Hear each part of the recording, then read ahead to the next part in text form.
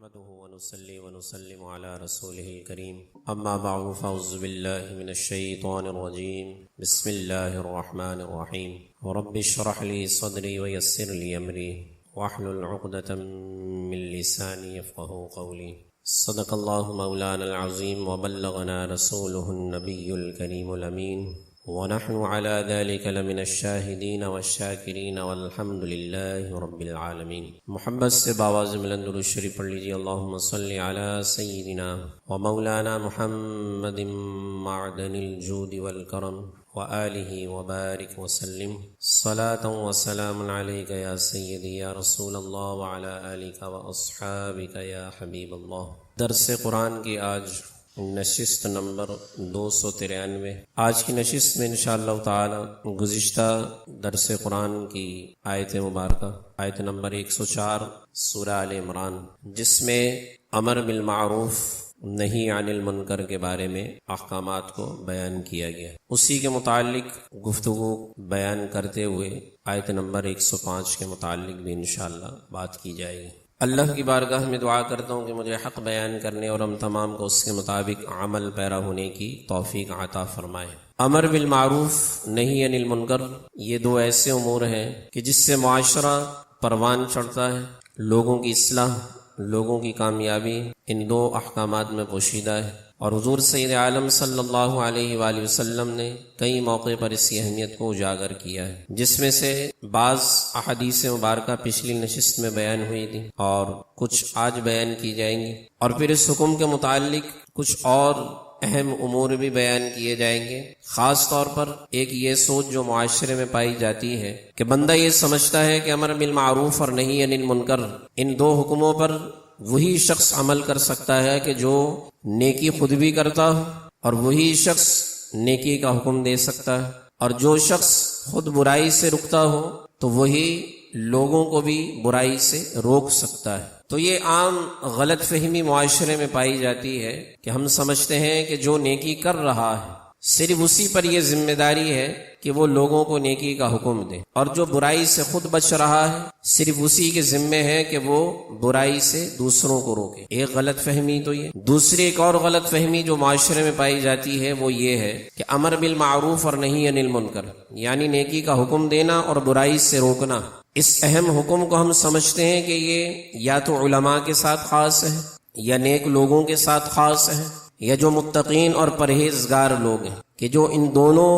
احکامات کا مجموعہ ہے، یعنی ایک طرف نیکوکاری میں زندگی گزار رہے اور دوسری جانب اپنے آپ کو برائیوں سے بھی روک کر زندگی گزار رہے ہیں. تو عوام الناس یہ سمجھتی ہے کہ شاید یہ حکم صرف ان لوگوں کے لیے بیان کیا گیا ہے، جبکہ ایسا نہیں ہے. اس کی تفصیل انشاءاللہ آج کی نشست میں ہم سمجھنے کی کوشش کریں گے. اللہ کی بارگاہ میں یہی دعا ہے کہ اس حکم کے متعلق جو حق بات ہے اس کو بیان کرنے کی اور اچھی طرح اس کو سمجھنے کی اور دل و جان سے اس پر ہمیں عمل پیرا ہونے کی توفیق عطا فرمائے. حضور سید عالم صلی اللہ علیہ وآلہ وسلم نے کئی موقع پر ان احکامات کی حجت، اہمیت، ضرورت معاشرے میں جو ہے اس کو بیان کیا ہے، جس میں سے چند ایک احادیث مبارکہ تو ہم نے پچھلی نشست میں آپ کے سامنے بیان کر دی. حضور سید عالم صلی اللہ علیہ وآلہ وسلم کا ایک فرمان عالی شان ہے، جس کا مفہوم ہے کہ قیامت کے دن اللہ تعالی بندے سے سوال کرے گا کہ جب تو نے برائی کو دیکھا اور اس کو روکنے کی استطاعت بھی رکھتا تھا تو کس بات نے تجھے اس سے منع کیا کہ تو اس برائی کو روکے؟ جب اللہ تعالیٰ بندے کو حجت کی تلقین کر دے گا تو وہ کہے گا کہ مجھے تجھ سے امید تھی اور میں لوگوں سے ڈرتا تھا. بندہ اللہ کی بارگاہ میں کہے گا کہ اللہ میں نے، یعنی حجت جو ایک بہانہ کہہ لیجئے یا حجت کہہ لیجئے، آرگیومنٹس کہہ لیجئے، کہ اللہ کی بارگاہ میں پیش کرے گا کہ یا اللہ میں لوگوں سے ڈرتا تھا، میں لوگوں سے ڈرتا تھا، اس وجہ سے میں برائی سے لوگوں کو روکتا نہیں تھا. تو اللہ قیامت کے دن ارشاد فرمائے گا کہ اگر ڈرنے کی بات تو کر رہا ہے، خوف کی بات تو کر رہا ہے، تو میں اس بات کا زیادہ حقدار ہوں کہ تو مجھ سے ڈرتا ہے. اللہ کی ذات اس بات کی زیادہ حقدار ہے نا. اور قرآن میں اس کا کئی مقامات پر اللہ تعالی نے جگہ جگہ ذکر فرمایا. آمنوا اتقوا اللہ، آمنوا اتقوا اللہ.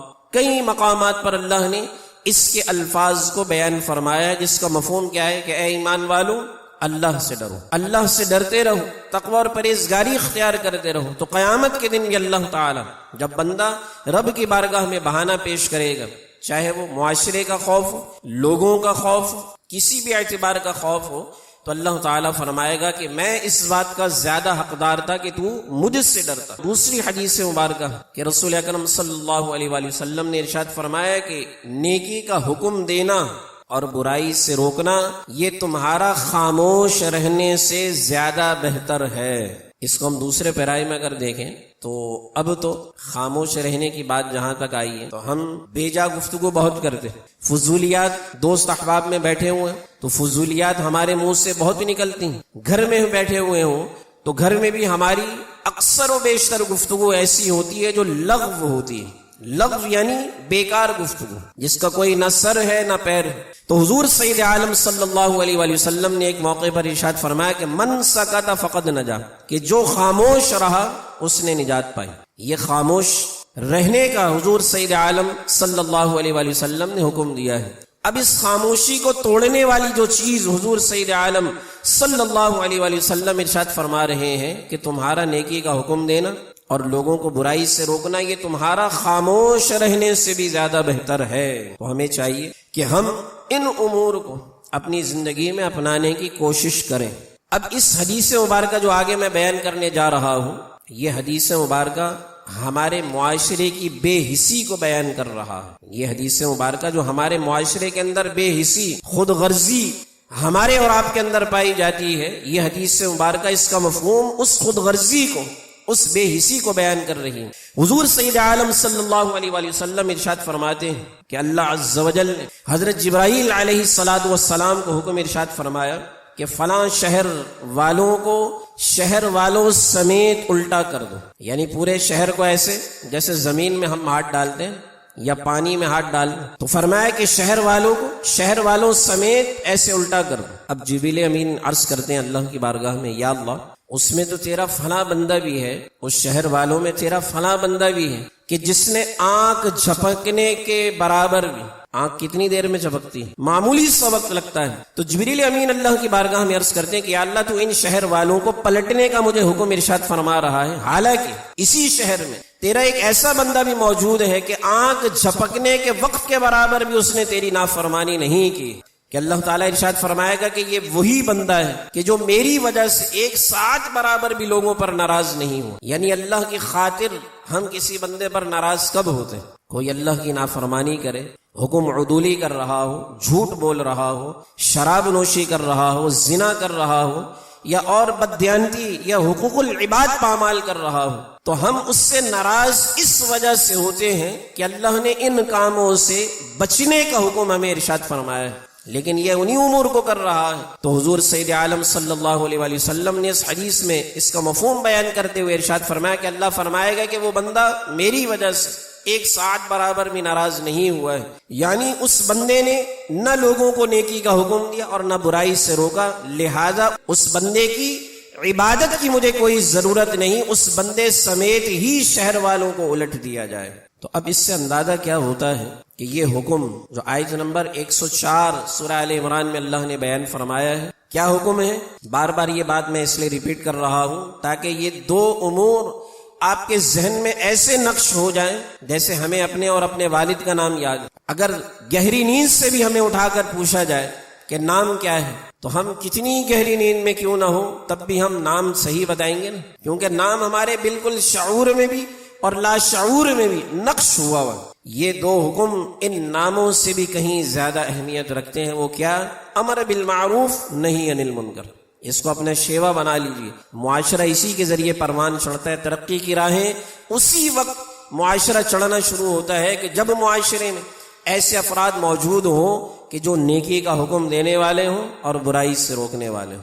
آپ سوچیں نا وہ زمانہ جاہلیت کا معاشرہ جس میں بددیانتی، وعدہ خلافی، جھوٹ، فریب، زنا، شراب نوشی یہ بالکل عام سی بات تھی ان کے نزدیک، والدین کی نافرمانی، عورت کو زندہ درگور کر دینا، عورت کے حقوق کی پامالی کرنا، ایسے چلتے چلتے لوگوں کے حقوق غصب کر لینا، جس کو ہم ڈاکو کہتے ہیں نا، تو ڈاکو ایسے کہیں گزرے ہیں۔ اب تو ڈکیتی اسلحے کے زور پر ہوتی ہے نا، رہزنی جس کو کہتے ہیں اردو میں، تو اب اسلحے کے زور پر ہوتی ڈکیتی، لیکن پرانے وقتوں میں ایسے ڈاکو بھی گزرے ہیں کہ جن کا خوف اور دبدبہ ایسا ہوتا تھا کہ ان کو اسلحہ نکالنے کی ضرورت نہیں ہوتی، بس دیکھنے والا ان کے خوف میں ایسا مبتلا ہوتا تھا کہ وہ جو چیز مانگتے بندہ دے دیا کرتا. تو یہ چیزیں زمانے جاہلیت میں بالکل عام تھی. اب حضور سید عالم صلی اللہ علیہ وآلہ وسلم تنے تنہا اس معاشرے میں ان دو حکم پر عمل کرتے ہوئے، ان دو حکم کی تبلیغ کرتے ہوئے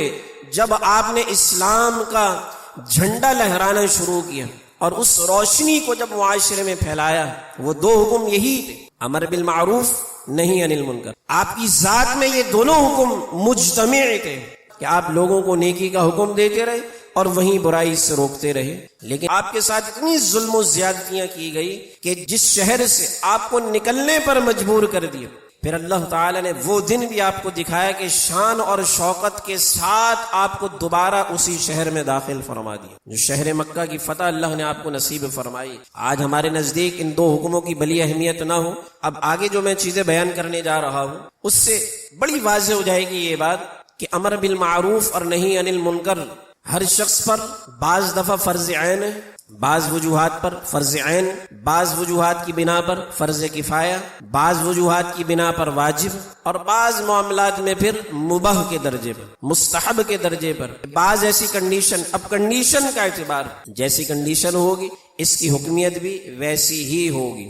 ٹھیک ہے، تو اب ذرا توجہ سے اور دلچسپی سے سماعت کیجیے.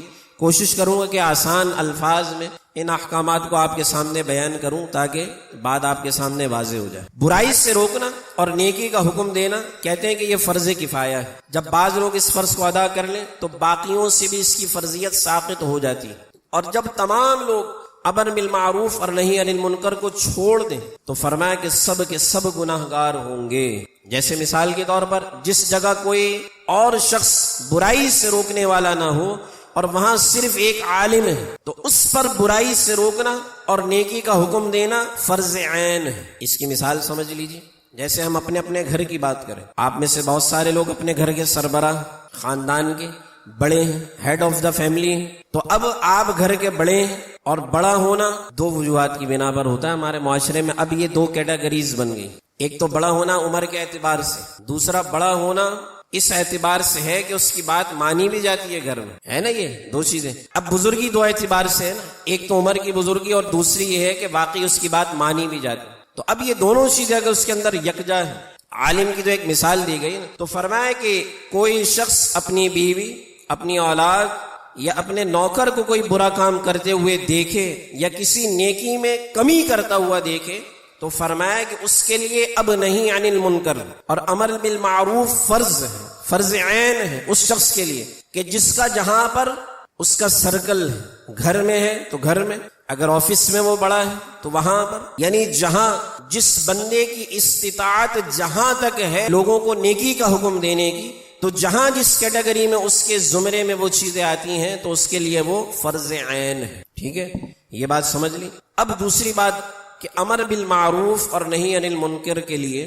یہ ضروری نہیں کہ وہ شخص خود کامل ہو. یہ بڑا ایک چھوٹا سا ایک بڑا سمجھنے والا نقطہ ہے. امید ہے کہ آسانی سے سمجھ میں آ جائے گا. بڑی باریکی ہے اس میں سمجھنے میں. اس کو سمجھنے سے پہلے ایک مثال سن لیجیے. وہ مثال اس لیے بیان کر رہا ہوں تاکہ یہ بات جب بیان کروں بعد میں تو آسانی سے سمجھ میں آ جائے. اب مثال آپ کے سامنے میں رکھتا ہوں کہ کوئی شخص نماز میں کوتاہی کرے، کوئی شخص نماز میں کوتاہی کرے. اب نماز دین کا ایک حکم ہے، جیسے اور دوسرے احکامات، روزہ، زکوٰۃ، صاحب استطاعت پر حج اور دوسرے جتنے احکامات ہیں. اب وہ کسی ایک حکم میں اگر کوتاہی کرے تو اس میں کوتاہی کرنے کی وجہ سے کیا دوسرے حکم اس پر ساقط ہو جاتے ہیں، یعنی دوسرے معاف ہیں؟ بتائیے. اگر کوئی شخص نماز میں کوتاہی کر رہا ہے، مکمل ادا نہیں کر رہا، 5 وقت ہی نہیں پڑھ رہا یا با جماعت نہیں پڑھ رہا، تو اب آیا اس سے روزہ معاف ہو جائے گا؟ زکوٰۃ اگر صاحب نصاب ہے تو زکوٰۃ معاف ہو جائے گی، اور اگر صاحب استطاعت ہے تو حج کی فرضیت اس سے ساقط ہو جائے گی؟ بتائیے. نہیں نا. کیوں؟ بڑا آسان سا قاعدہ ہے. آسان سا قاعدہ کیا ہے کہ ہر حکم کی فرضیت، ہر حکم کی اہمیت اپنی جگہ. ایسا ہرگز نہیں ہوتا کہ کسی ایک حکم میں بندہ کوتاہی کر رہا ہو تو اس کی اس کوتاہی کی وجہ سے باقی احکامات اس سے معاف کر دیے جائیں۔ یہ سمجھ میں آ گئی، آسان سی بات ہے۔ اب بندہ نماز نہیں پڑھ رہا یا کوتاہی کر رہا ہے نماز میں، تو جہاں روزہ، زکوٰۃ، حج، جہاد اور دیگر معاملات اس سے معاف نہیں ہوتے، ان کی فرضیت اسی طرح برقرار رہتی ہے، تو امر بالمعروف اور نہی عن المنکر اس سے کیسے معاف ہو جائیں گے؟ اس لیے کہ نماز، روزہ، زکوٰۃ، حج، ان کی فرضیت جس طرح ہے، ایسے ہی امر بالمعروف اور نہی عن المنکر کی اہمیت، اس کی فرضیت وہ بھی اپنی جگہ ہے۔ بندہ اگر کسی نیکی پر خود عمل نہیں کر رہا ہے تو یہ اس کی اپنی عملی کوتاہی، اس کی اپنی عملی کوتاہی، لیکن ایسا نہیں کہ اس کی اس عملی کوتاہی کی وجہ سے امر بالمعروف اور نہی عن المنکر اس سے ساکت ہو جائے۔ سمجھ میں آ گئی؟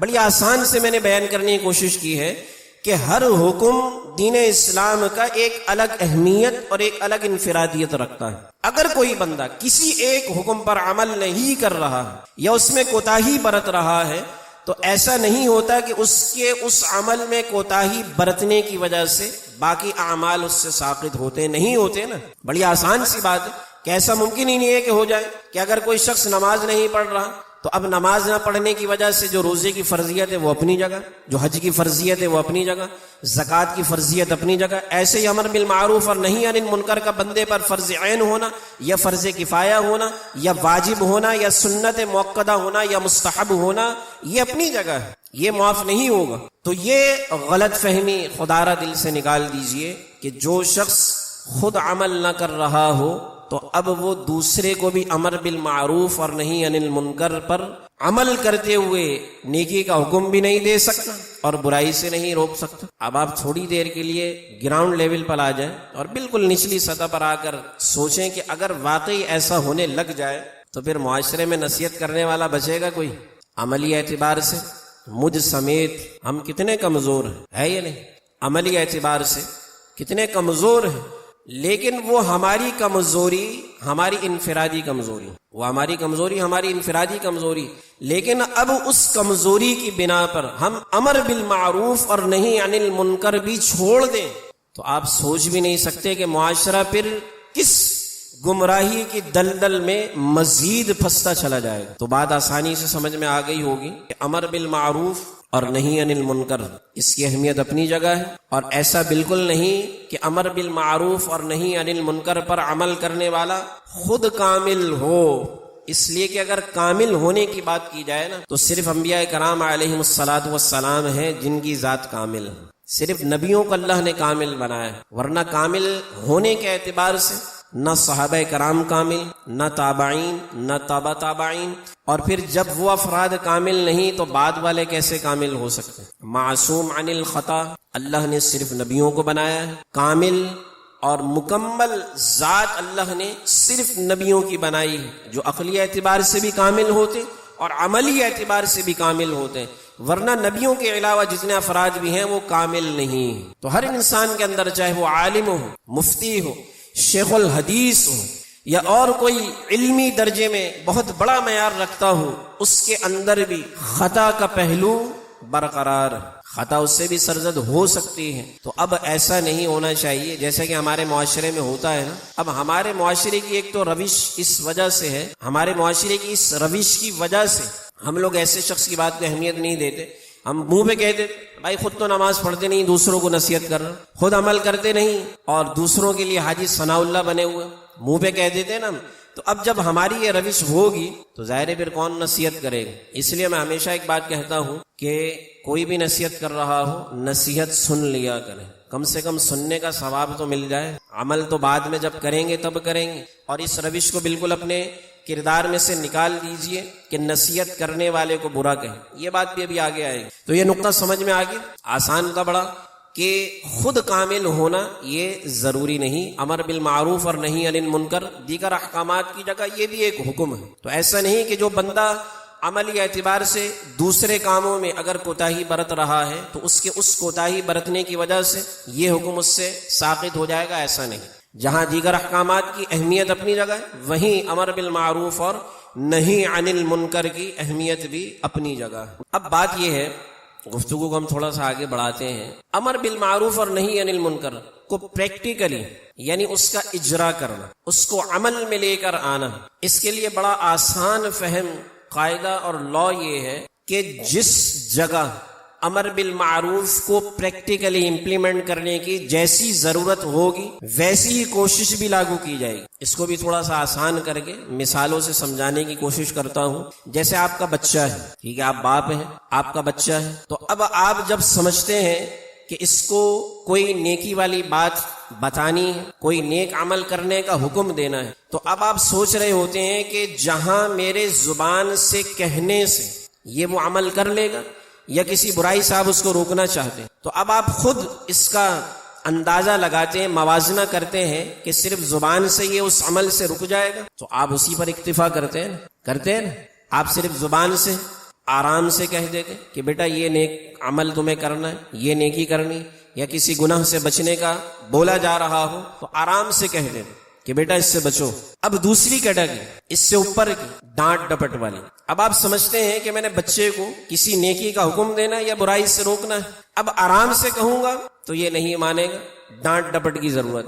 اب یہ آپ موازنہ خود کر رہے ہیں اپنے ذہنی اعتبار سے کہ اب ڈانٹ ڈپٹ کی مجھے کب ضرورت ہے. جب آپ خود ضرورت محسوس کرتے ہیں تو آپ فوراً اپنا رویہ نرمی سے ڈانٹ ڈپٹ اور غصے والا لے آتے. یہ مثال میں نے گھر کی اور آسان فہم اس لیے دی کہ ہم میں سے جو والدین ہیں وہ اس مرحلے سے گزرے ہوں گے، یا جو ابھی شادی شدہ نہیں کنوارے لوگ ہیں تو وہ اپنے والدین کی تربیت میں تو انہوں نے یہ وقت دیکھا ہی ہوگا. تو اب آپ خود اندازہ لگاتے ہیں کہ اب ڈانٹ ڈپٹ کی کہاں ضرورت ہے، تو آپ فوراً ڈانٹ ڈپٹ کا رویہ اختیار کر لیں. اب تیسری ہائی کیٹیگری کیا ہے کہ مار تعدیب جس کو کہتے ہیں نا، کہ آپ سوچتے ہیں کہ اب مجھے اس کو پنشمنٹ دینی، سزا دینی، مارنا ہے اس کو، جب تک ماروں گا نہیں تو یہ اس کام کو کرے گا نہیں جو نیکی والا ہے، اور جب تک ماروں گا نہیں یہ اس برائی سے رکے گا نہیں. تو اب یہ موازنہ آپ خود کر رہے ہوتے ہیں. بس یہ مثال آپ ذہن میں رکھ کر چلیے کہ امر بالمعروف اور نہی عن المنکر کا حکم بھی اسی طرح ہے. جہاں آپ دیکھیں کہ زبان سے برائی کو روکا جا رہا ہے، رک سکتی ہے برائی زبان سے، تو وہاں آپ ہاتھ نہیں چلا سکتے پھر. وہاں شریعت آپ کو ہاتھ چلانے کی اجازت نہیں دیتی. ہرگز آپ کو ایسی اجازت نہیں کہ آپ بڑھ چڑھ کر کسی کو مار دھاڑ کر کے، اس کی پٹائی کر کے، اس کو لہو لہان کر کے آپ اس کو برائی سے روکیں. جیسا کہ ہمارے یہاں ہوتا ہے نا، ہمیں تو انگلی پکڑائی جائے تو ہم تو ہاتھ پکڑ کے سر پہ بیٹھنے کی کوشش کرتے. تو اب مثال سے میں نے اس لیے سمجھایا کہ امر بالمعروف اور نہی عن المنکر کا معاملہ ہمیں خود دیکھنا ہے. جہاں ہم سمجھتے ہیں کہ صرف زبان سے رک جائے گا تو وہاں ہمیں زبان سے روکنا. جہاں ہم سمجھتے ہیں کہ ہاں ہاتھ کا استعمال کرنا پڑے گا، اب ہاتھ کے استعمال کی بھی دو کیٹیگریز ہے نا. ایک تو ہاتھ کا استعمال مارنے کے طور پر کرنا، یہ ہاتھ کا استعمال. دوسرا ہاتھ کا استعمال یہ ہے کہ کوئی بھی لڑ جھگڑ رہے ہوں تو ان کو پکڑ کے الگ کر دیں. اب یہاں آپ کا ہاتھ اور زبان دونوں استعمال ہو رہی ہیں. تو بڑا آسان سا اس میں لا اور آسان سا رول کیا ہے کہ جہاں آپ نے دیکھنا ہے برائی کے 3 درجے نا، فرمایا کہ اگر ہاتھ سے روک سکتے ہو تو ہاتھ کو روکو، یہ ایمان کا اعلیٰ درجہ. تو ہمیں بھی اب دیکھنا ہے کہ ہم برائی کو کس طرح روک سکتے. ہاتھ سے روک سکتے ہیں تو ہمیں ہاتھ سے روکنے کی اجازت ہے شرعی طور پر بھی، اور قانونی طور پر بھی بعض چیزوں کی ہاتھ سے روکنے کی اجازت ہے. تو اب آپ کو سمجھ میں آ گئی کہ جو میں بات آپ کے سامنے عرض کر رہا ہوں کہ جیسی کیٹیگری ہوگی ویسے ہی ہمیں عملی اعتبار سے اس برائی کو روکنا ہے. ہاتھ سے روکنا ہے، ہاتھ سے رکے گی تو ہاتھ سے روکنا فرض عین ہے. اور اگر سمجھتے ہیں کہ زبان سے رک جائے گی، اب یہ موازنہ ہمیں خود کرنا ہے کہ زبان پھر ڈانٹ ڈپٹ والی ہو، غصے والی، گالم گلوچ کی اجازت نہیں شرعی طور پر. غصے والی کا مطلب یہ ہے کہ الفاظ اس میں مہذب ہونے چاہیے. جیسے ہمارے والدین ہمیں ڈانٹتے ہیں نا، میں ان گھروں کی بات نہیں کر رہا کہ جہاں صبح سے لے کر شام تک جن کا تقیہ کلام ہی گالی ہوا کرتے، میں تو مہذب گھرانوں کی بات کر رہا ہوں. تو غصے کا استعمال بھی مہذب الفاظ میں ہونا چاہیے. ایسے ہی تیسری کیٹیگری نرمی سے سمجھا دیجیے. چوتھی اور بڑی نچلے درجے کا ایمان کیا ہے کہ کم سے کم دل میں برا جانا، یہ ایمان کا آخری درجہ ہے. اور اگر ہم اور آپ ایمان کے اس درجے پر اگر نہیں ہیں تو سمجھ لیجئے کہ اس سے نچلا درجہ پھر ایمان کا بیان نہیں کیا گیا. ٹھیک ہے. تو امر بالمعروف اور نہی عن المنکر کے لیے خود نیک ہونا ضروری نہیں. اس کی گفتگو میں نے آپ کے سامنے خلاصتاً کر دی. اب کچھ احادیث مبارکہ سے سمجھ لیجئے تاکہ اگر پھر بھی کوئی شک رہ گیا ہو تو وہ نکل جائے۔ رسول اکرم صلی اللہ علیہ وآلہ وسلم کی خدمت میں صحابہ کرام کی ایک جماعت حاضر ہو۔ اب جو ان کے سوال حضور علیہ السلام کی بارگاہ میں تھے، شاید وہی سوال ہمارے ذہن میں ہو اس موضوع کے متعلق۔ رسول اکرم صلی اللہ علیہ وآلہ وسلم سے صحابہ کرام کی جماعت عرض کرتی ہے، یا رسول اللہ صلی اللہ علیہ وسلم یہ بتائیے کہ اگر ہم تمام نیکیوں پر عمل کریں، تمام نیکیوں پر، حتیٰ کہ کوئی نیکی بھی عملی اعتبار سے باقی نہ بچے، اور اسی طرح تمام وہ احکامات جن سے بچنے کا حکم دیا ہے، تمام برائیوں سے اپنے آپ کو روک لیں، حتیٰ کہ کوئی برائی بھی نہ بچے کہ جس سے ہم رکے نہ ہو۔ یعنی ایک طرف تمام نیکیاں کر لی حتیٰ کہ کوئی نیکی بھی نہ بچی، دوسری طرف تمام برائیوں سے بھی رک گئے حتیٰ کہ کوئی برائی ایسی نہ بچی کہ جس سے رکنا ضروری۔ تو عرض کی کہ یا رسول اللہ صلی اللہ علیہ وسلم کہ جب ہم اس درجے پر آ جائیں تو کیا اب ہم امر بالمعروف اور نہی عن المنکر پر عمل کریں؟ تو حضور سید عالم صلی اللہ علیہ وآلہ وسلم نے یہ حکم ارشاد فرمایا ہے۔ آپ نے فرمایا کہ نیکیوں کا حکم دو، آپ نے فرمایا کہ نیکیوں کا حکم دو، خواہ تم نے نیکیوں پر عمل نہ کیا ہو۔ صحابہ کرام کے اس سوال کے جواب میں حضور ارشاد فرما رہے ہیں کہ تم نیکیوں کا حکم دو، خواہ تم نے نیکیوں پر عمل نہ کیا، اور برائی سے روکو، خواہ تم برائی سے نہ رکتے ہو۔ نبی علیہ الصلوۃ والسلام نے ارشاد فرمایا کہ امر بالمعروف اور نہی عن المنکر کی ادائیگی کو باقی تمام فرائض کی ادائیگی کے مساوی قرار دیا ہے۔ یعنی جس طرح نماز، روزہ، زکوٰۃ، حج یہ باقی احکامات فرض ہیں، ایسے ہی امر بالمعروف اور نہی عن المنکر بھی ہم پر فرض ہے۔ نبی علیہ الصلوۃ والسلام کی حدیث سے مبارک اس سے یہ بات واضح ہو جاتی ہے کہ امر بالمعروف اور نہی عن المنکر یہ فرض کفایہ ہے۔ اب بعض لوگ جب اس فرض کو ادا کر لیں تو باقیوں سے ساقط ہو جاتا ہے، اور اس فرض کی ادائیگی میں نیک اور بد کا کوئی فرق نہیں، یعنی بندہ نیکوکار ہے اس پر بھی یہ حکم یکساں لاگو ہے، اور اگر بدکار ہے تو امر بالمعروف اور نہی عن المنکر کا حکم اس پر یکساں لاگو ہے۔ اس کی بدکاری، اس کی بد عملی وہ اس کی انفرادی جیسے مثال کے طور پر نماز کی فرضیت جتنی مجھ پر ہے اتنی ہی آپ پر بھی، ٹھیک ہے؟ ایسا نہیں کہ مجھ پر زیادہ ہے آپ پر کم ہے، یا آپ پر زیادہ ہے مجھ پر کم ہے، ایسا نہیں۔ نماز کی فرضیت ہر ایک پر یکساں ہے۔ عملی اعتبار سے یہ ضرور ہے کہ رسول اکرم صلی اللہ علیہ وآلہ وسلم نے اور اللہ نے قرآن مجید میں کچھ خاص کنڈیشن میں بندے کو عملی اعتبار سے چھوٹ دی، جیسے کھڑے ہونے کی استطاعت نہیں تو فرمایا بیٹھ کے پڑھو، بیٹھنے کی بھی نہیں تو لیٹ کے پڑھو، لیٹنے کی بھی نہیں، ہاتھ سے پریکٹیکلی پڑھنے کی اگر استطاعت نہیں تو اشارے سے پڑھو، ٹھیک ہے؟ اب یہ کنڈیشن لاگو جہاں پر ہوتی ہیں تو عملی اعتبار سے وہاں پر چھوٹ دی گئی۔ تو نیک اور بد کا اس میں کوئی فرق نہیں، کیونکہ اگر کوئی شخص کسی ایک فرض کو ترک کر دے تو اس کی وجہ سے باقی فرائض اس سے ساقط نہیں ہوتے، ٹھیک ہے؟ تو اس لیے ہمیں اپنا یہ شیوا بنانا چاہیے کہ ہم ان احکامات پر عمل پیرا ہوتے ہوئے نظر آئیں۔ آخر میں چند جملوں میں بالکل اختصار کے ساتھ یہ بات سمجھ لیجئے جو آج معاشرے کا شیوا ہے، وہ شیوا کیا ہے کہ محبت کی وجہ سے کسی کو نیکی کا حکم نہ دینا، اور اس محبت کے غلبے کی وجہ سے برائی سے نہ روکنا۔ جیسے آج کل کے والدین، کئی ایسے والدین کو آپ بھی جانتے ہوں گے، میں بھی جانتا ہوں، بلکہ میں تو کئیوں کو جانتا ہوں کہ جو اپنی اولاد سے محبت کی وجہ سے اپنی اولادوں کو نیکی کا حکم نہیں دیتے اور اسی محبت کی وجہ سے برائی سے نہیں روکتے۔ یعنی دوسروں کے لیے تو فرعون ہوں گے، دوسروں کے لیے اتنے سخت ہوں گے، ان کے رولز ریگولیشن اور ان کے قاعدے قانون گلی والوں کے لیے، محلے والوں کے لیے بڑے سخت ہوں گے، لیکن نہیں چلتی تو گھر میں نہیں چلتی، یا اگر چلتی ہے تو اپنی اولاد کو ہی نیکی کا حکم نہیں دیتے اور برائی سے نہیں روکتے، ہے نا؟ ایسے معاشرے میں کئی افراد۔ تو اب حضور سید عالم صلی اللہ علیہ وآلہ وسلم نے اس بات سے سختی سے منع فرمایا کہ ایسا کرنا سخت ترین منع ہے کہ تمہارا اپنی محبت کی وجہ سے، اب چاہے وہ اولاد ہو،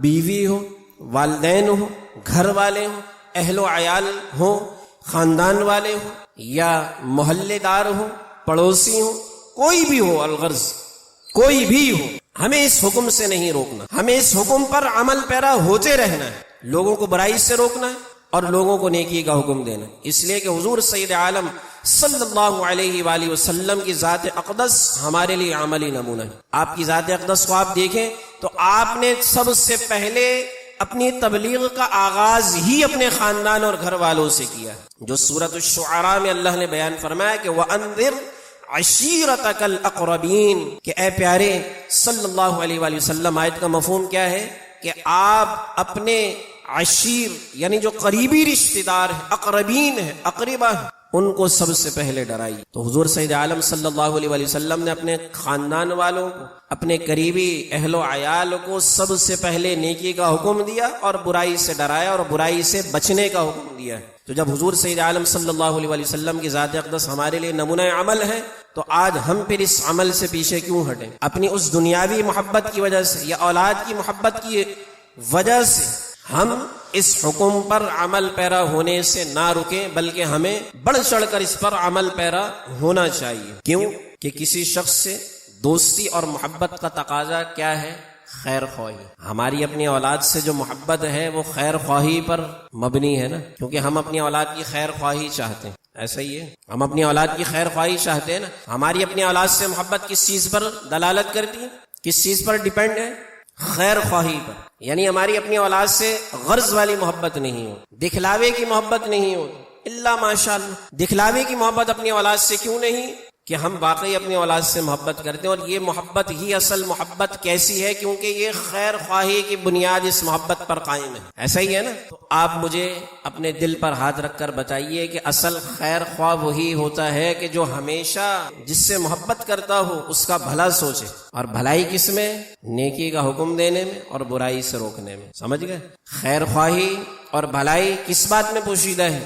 کہ ہم جس سے محبت کرتے ہیں اس کو نیکی کا حکم دیتے رہیں اور اس کو برائی سے روکتے رہیں، اور خیر خواہی یہی ہے کہ اس کو آخرت کی فلاح کی ہدایت دی جائے اور آخرت کے عذاب سے اس کو بچایا جائے، کیونکہ کسی انسان کا سچا دوست وہی ہے جو اس کے لیے آخرت کی بھلائی کی کوشش کرے۔ ٹھیک ہے؟ اگر وہ فرائض و واجبات میں کوتاہی کر رہا ہے تو ہمیں اس کو تنبیہ کرنی چاہیے، اگر کسی گناہ میں ملوث ہے تو ہمیں اس کو روکنا چاہیے۔ ٹھیک ہے؟ تو اسی لیے ہمیں اس حکم پر کوشش کرتے ہوئے عمل پیرا ہونا چاہیے، اور ہمیں طریقہ کار بھی ایسے اپنانے چاہیے کہ امر بالمعروف اور نہی عن المنکر میں ملائمت، نرمی کو اختیار کیا کر۔ بعض دفعہ ایسے افراد بھی معاشرے میں ہوتے ہیں کہ جو ڈانٹ ڈپٹ کے انداز میں نصیحت کر رہے ہوتے ہیں، ٹھیک ہے نا؟ تو وہ میں نے شروع میں ہی بات عرض کر دی تھی کہ یہ ہمیں خود موازنہ کرنا ہے کہ ہم نے کس طرح بندے کی اصلاح کرنی۔ اب تو خیر زمانہ ہی کچھ اور ہے، اب تو حال یہ ہے نئی نسل کا، آرام سے بھی بات کریں تو جھٹک دیتے، بات کا جواب دے دیتے، الا ماشاءاللہ۔ تو ہمیں اس حکم میں نرمی اختیار کرنی چاہیے۔ حضرت امام شافعی رحمۃ اللہ تعالی علیہ فرماتے ہیں کہ جس شخص نے اپنے مسلمان بھائی کو تنہائی میں نصیحت کی تو اس نے خیر خواہی کی، اور فرمایا کہ جس نے کسی شخص کو لوگوں کے سامنے نصیحت کی اور ملامت کی اس کو، تو فرمایا کہ اس نے اس کی خیر خواہی نہیں کی بلکہ اس کو شرمندہ اور رسوا کیا۔ تو اب بجائے وہ اس برائی سے بچنے کے مزید اس برائی میں گھستا ہوا نظر آئے گا۔ تو اسی لیے اس بات کو بھی مد نظر رکھا کریں اس حکم پر عمل پیرا ہوتے ہوئے کہ جب امر بالمعروف اور نہی عن المنکر پر عمل پیرا ہو تو نرمی اختیار کریں اور کوشش کریں کہ تنہائی میں، اکیلے میں بندے کو اس کی اصلاح کرنی چاہیے، اور آرام سے نرم گفتگو سے بندے کی اصلاح کریں تاکہ بندہ اس اصلاح کو قبول کر کے اس پر عمل پیرا ہوتے ہوئے بھی نظر آئے۔